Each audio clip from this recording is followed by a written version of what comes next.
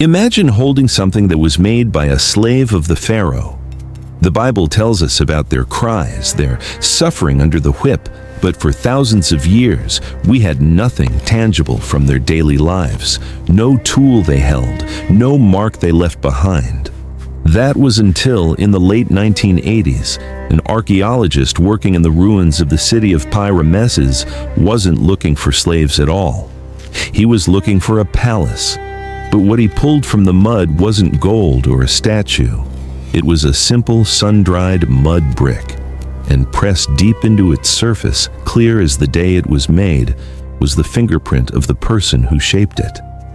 That small accidental signature changes how we read the entire story of Exodus chapter 1 verse 14. They made their lives bitter with hard service in mortar and brick. We are about to enter a territory where the grand narratives of empire meet the silent evidence of the crushed and the forgotten. This isn't just about pharaohs and pyramids. This is about the breath and the sweat of the people who built a kingdom with their bare hands, people who had no kitchens and no freedom. First, let's look at the record. The biblical account is stark. It speaks of forced labor, of taskmasters, of the relentless production of bricks and mortar to build the store cities of Pithom and Ramses. It's a story of systemic oppression, but for a long time, a piece of the puzzle was missing from the ground. That was the silence. For decades, even centuries, many historians and archaeologists looked at the glorious polished stone monuments of Egypt and said, "Where is the evidence for this mass slavery? Where are the chains, the barracks?" The official Egyptian records don't talk about slaves the way we expect. They boast of captives and tribute, but the gritty day-to-day misery isn't carved on temple walls. It was easier to believe it was a myth, a later invention. The silence from the dirt seemed to agree. Then came the find. Not a treasure, but the opposite.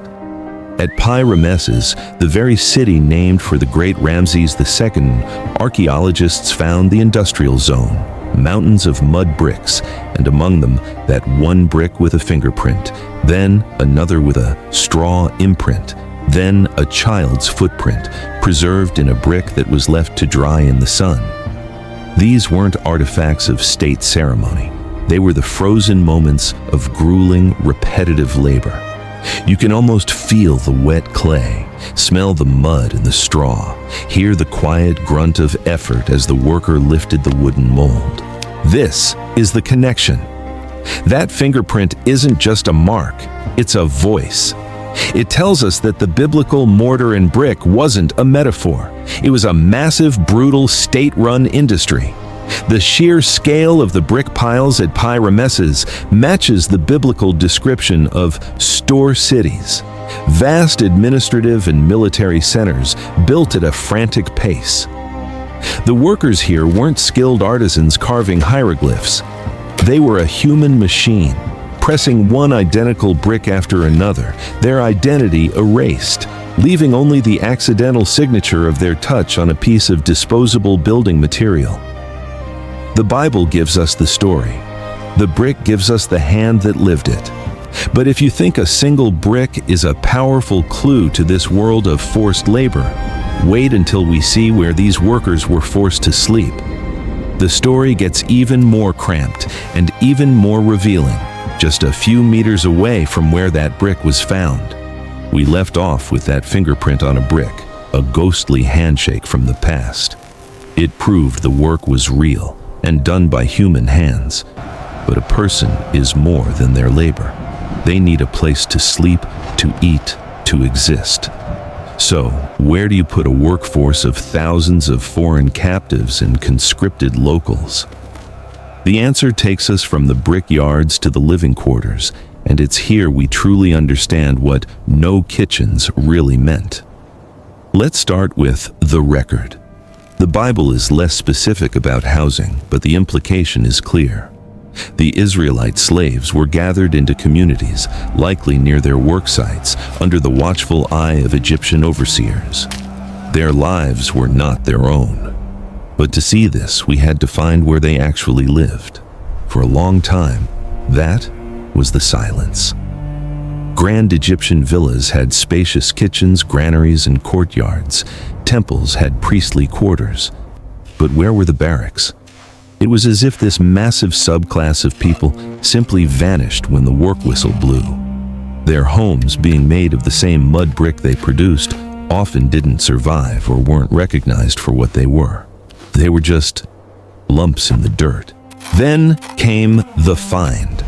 At the workman's village near the massive temple complex of the Ramesseum, the mortuary temple of Ramses II, archaeologists didn't find a neighborhood. They found a compound, a grid of nearly identical tiny rectangular rooms, all attached like cells in a beehive. These rooms were small, maybe 10 feet by 10. The walls were plain mud brick. There were no interior divisions for a kitchen, no hearths, no storage pits for family grain. Just a space to lie down. In some of these complexes, like those near the royal capital, the layout is ruthlessly efficient. Long, narrow streets lined with doorways leading into these single-room units, all easily monitored from a single point. Now, let's make the connection. No kitchens wasn't just about lacking a stove, it was the total absence of domestic autonomy. A kitchen represents choice: what to cook, when to eat, how to feed your family. These barracks allowed for none of that. The state fed its human tools with standardized rations, a daily allotment of bread and beer, some fish, some vegetables. You ate what you were given when you were given it. You didn't own a pot to cook in. Think of it like a military camp or a remote work camp today. The workers lived where they worked. They didn't own their space, they occupied a bunk. There was no room for a family life, for private rituals, for storing personal treasures.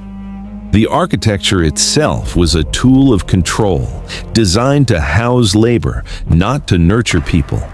It ensured the workers' entire existence: waking hours spent making bricks or hauling stone, sleeping hours spent in a cramped cell, was dedicated to the state's projects. The silence of these ruins is deafening. No toys, no personal altars, just the gritty residue of a life reduced to its most basic function: work, eat, sleep, repeat.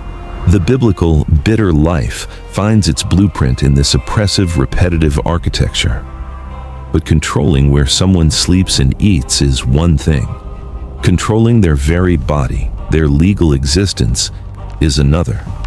And for that, we have to look at a different kind of artifact. Not a building, but a piece of writing that lays bare the cold, legal reality of being property. We've seen the brick they made and the barracks they slept in. We understand the no kitchens part, the control over their daily existence. But no freedom is a legal term. It means you are not a person under the law. You are an object. And in ancient Egypt, objects were bought, sold, and inventoried. To see this cold truth, we don't look to a grand monument, but to a fragile piece of paper, or rather, papyrus. Let's examine the record. The Bible mentions the buying and selling of people in the context of the ancient world, but Egyptian documents give us the mundane, bureaucratic reality. Slavery was a normal part of the economic engine, but for a long time, the most vivid records of individual slaves were elusive. That was the silence. The monumental inscriptions talk about capturing thousands of living prisoners as tribute, a boast of pharaonic power. But those are just numbers. They don't give us names, prices, or personal stories. It's the difference between a news headline about economic trends and finding someone's actual paycheck stub with deductions listed. The human detail was missing. Then came the find. In the sands of the workman's village of Deir el-Medina, a community of well-paid tomb builders, not slaves, archaeologists found a treasure trove of ostraca, which are broken pieces of pottery used as notepads. And among shopping lists and work notes, they found slave sale records. One remarkable papyrus, now in a museum in Moscow, details the sale of a Syrian girl named Pi-Ramesses. The document is chillingly routine. It states her price, 41 daben of copper, a significant sum, lists the witnesses, and records the buyer and seller. She is listed among other commodities. Another text from Thebes meticulously records the transfer of slaves as part of a temple endowment. They are assets like cattle or sacks of grain. Now, here is the connection. This is the legal backbone of no freedom.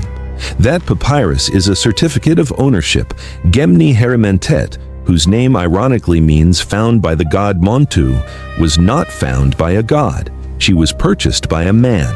Her body, her labor, her future children, all belong to her master. She had no legal standing to refuse, to leave, or to own anything herself. Think of it like a car title today. The title doesn't describe the car's feelings or hopes. It lists the VIN, the previous owner, and the new owner. That papyrus was the title deed to a human being. The biblical concept of slaves as property leaps off the page in these dry administrative texts. The bitter service was enforced by this unbreakable legal chain.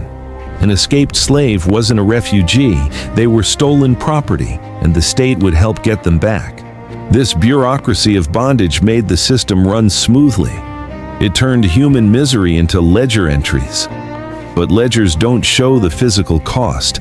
They don't show what 41 daben of copper looks like in broken bones and worn-out joints. To see that, we have to look not at documents, but directly at the slaves themselves, or rather, at what they left behind in their graves. We've read the sale document. We know the price of a person, but a price tag doesn't show the wear and tear. It doesn't show the physical cost of a life spent in hard service. For that, we need to listen to the witnesses who can't speak, but whose testimony is unshakable, the bones of the laborers themselves. This is where archaeology becomes forensic, and the story moves from ledgers to spines, from prices to pain. First, the record. The Bible speaks of harsh labor, of being crushed under burdens. It's a description of physical oppression. But how do you measure that centuries later? You need a direct line to the bodies that endured it. For ages, this was the silence. The grand cemeteries of the elite, with their mummies and golden masks, told us how the powerful wanted to live forever. But where were the burials of the slaves and conscripted laborers? Their graves were shallow, unmarked, often just outside the work zone. They were overlooked, plowed over, or considered too poor to study. Their physical suffering remained a hidden chapter. Then came the find. In recent decades, bioarchaeologists, scientists who study ancient skeletons, began examining cemeteries associated with labor communities. One such place is the worker cemeteries near the pyramids of Giza and at Amarna, the city of the heretic pharaoh Akhenaten. They didn't find treasure. They found pathology. The skeletons tell a brutal story: spines with compressed vertebrae from carrying massive loads, arthritic joints worn down like old machinery in knees and shoulders, healed and refractured arm and leg bones, signs of severe anemia visible in the porous bone of the skull, likely from a poor diet and relentless parasitic infections. These were young and middle-aged men and women whose bodies were literally ground down by labor. Let's make the connection. These bones are the physical proof of the biblical hard service. That compressed spine, that's from hauling stone blocks or baskets of mud up a ramp for a pyramid or a temple. Those arthritic knees, from a lifetime of squatting to mold bricks or knead mortar. The anemia. That's the no kitchens diet, a state ration heavy on bread and beer but lacking in iron and protein, leaving them weak and exhausted even before the day's work began. Imagine a construction worker today retiring with a bad back. Now imagine that worker starting at age 10 with no safety equipment, insufficient food, and no chance of retirement. The body breaks. The skeletons show us that the slave or state laborer in ancient Egypt wasn't just tired, they were systematically, physically destroyed. Their value, as shown in that Sale papyrus, was used up until their bodies gave out. The silence in these graves is different. It's not an absence of evidence, but a quiet, biological scream etched into calcium and bone.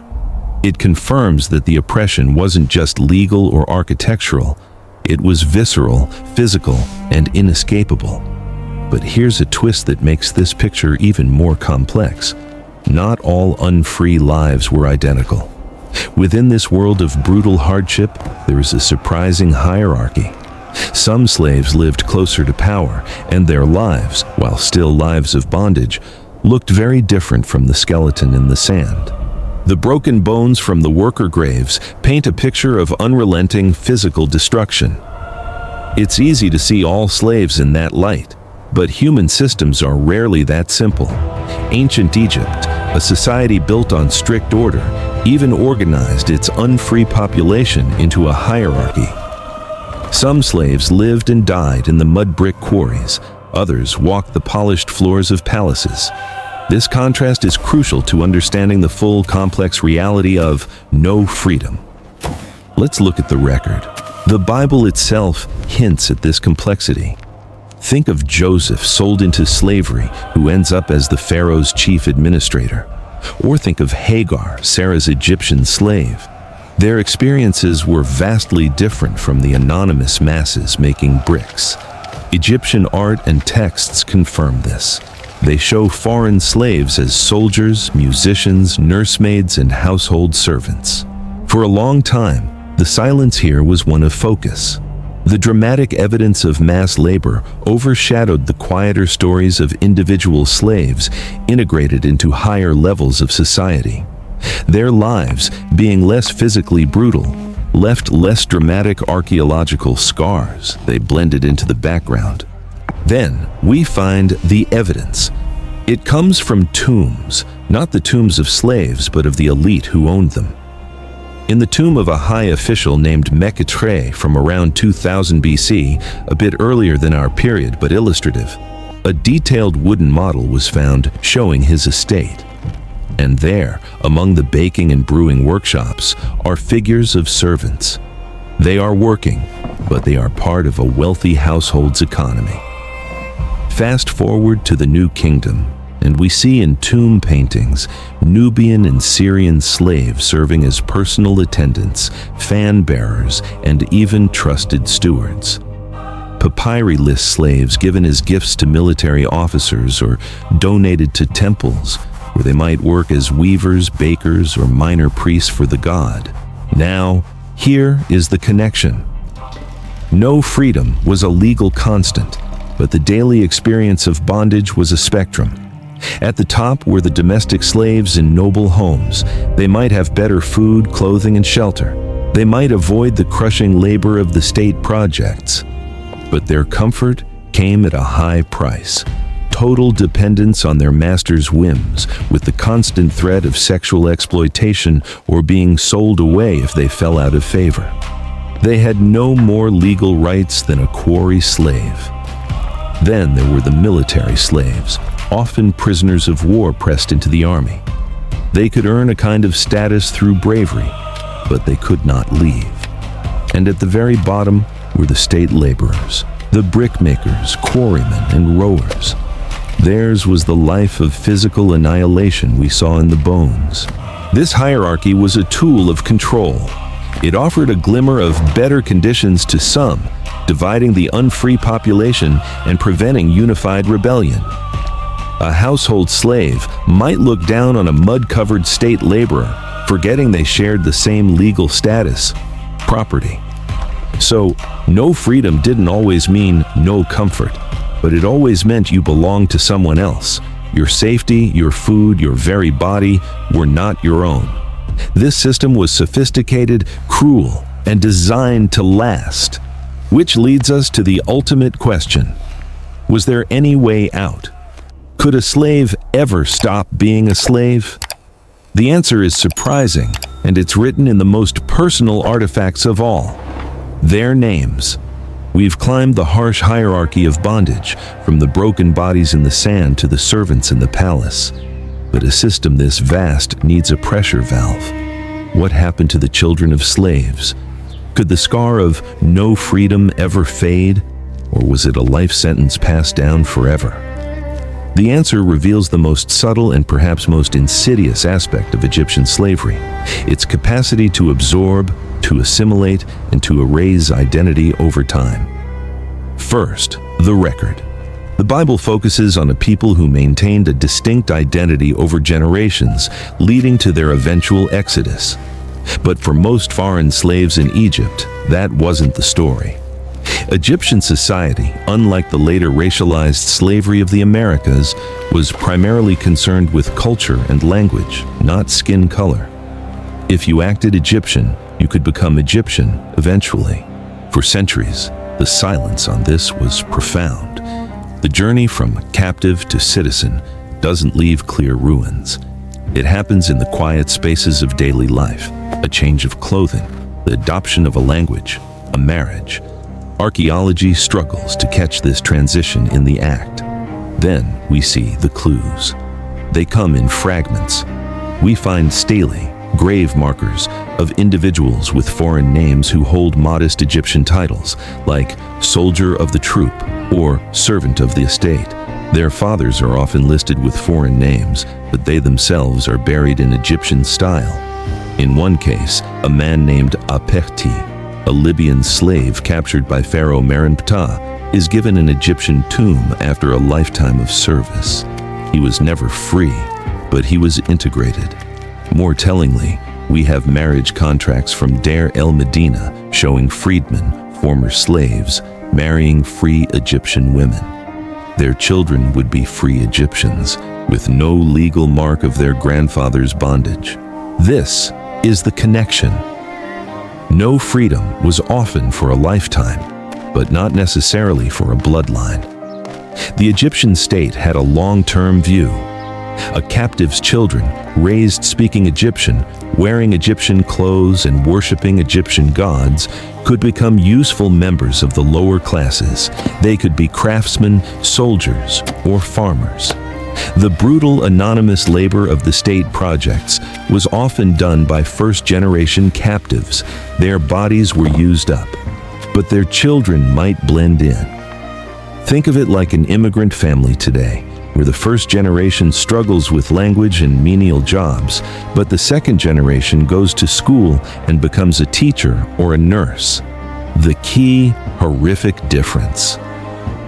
That first generation didn't choose to come. They were property. Their assimilation was a byproduct of a system that consumed individuals, but co-opted their descendants. This possibility of eventual integration created a perverse form of hope. It was an escape hatch, but one that required the erasure of your past, your parents' homeland, and their gods. It traded legal freedom for cultural annihilation. For some, it was a bargain worth making. For others, like the Israelites as presented in the Bible, maintaining a separate identity was the core of their story, making their oppression unique and their demand for liberation non-negotiable. So, the system was flexible enough to not explode. It could turn a foreign slave into an Egyptian peasant over 2 generations. This might seem like a form of mercy, but it was really a tool of stability.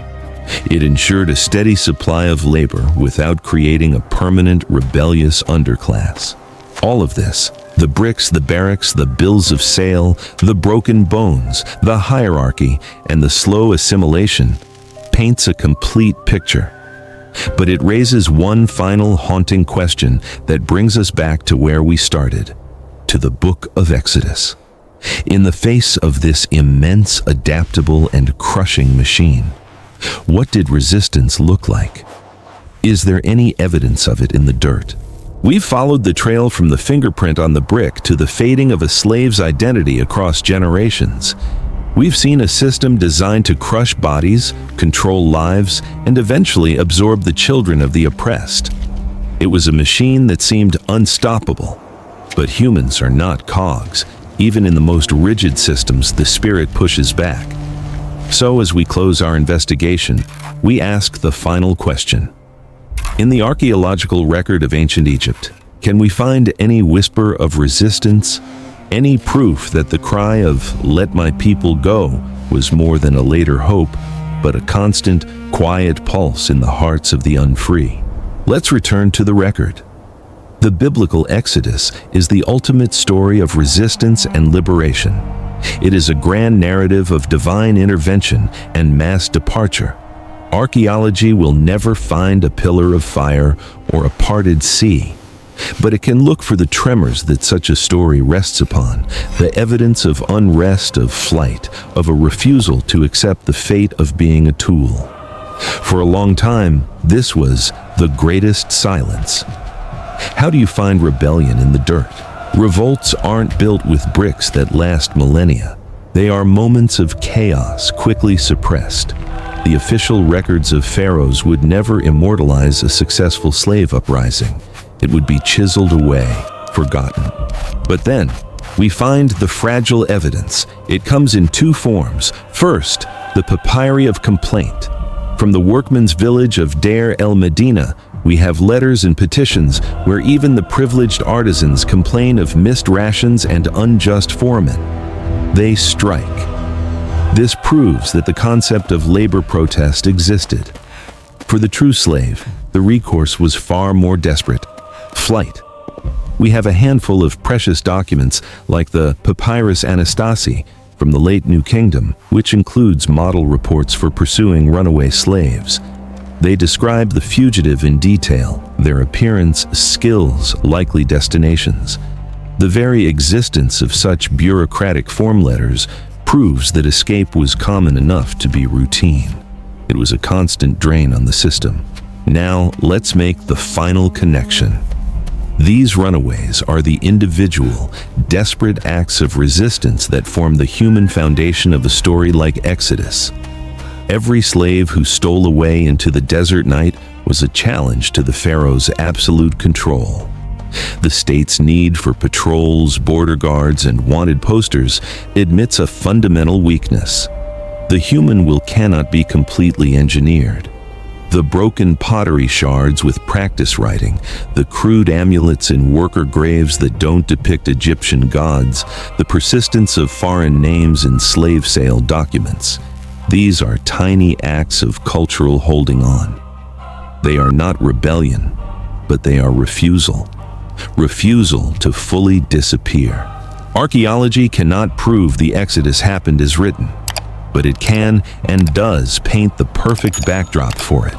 A state utterly dependent on forced labor, a sprawling bureaucracy of bondage, a underclass living in brutal conditions, and a constant, quiet trickle of escape attempts. The system was mighty, but it was not silent. It was filled with the muffled sounds of discontent, the grumble of a hungry worker, the midnight footsteps of a fugitive, the whispered prayer to a foreign god. The story of the slave in ancient Egypt is not one of passive suffering. It is a story of a brutal reality met every single day with the immense effort of survival. And sometimes, survival meant running, or hoping, or, as the most famous story of all suggests, believing in a promise of liberation so powerful it could break the mightiest empire on earth. The stones and bones have given us their testimony. They tell us of the hard service, the no kitchens, the no freedom.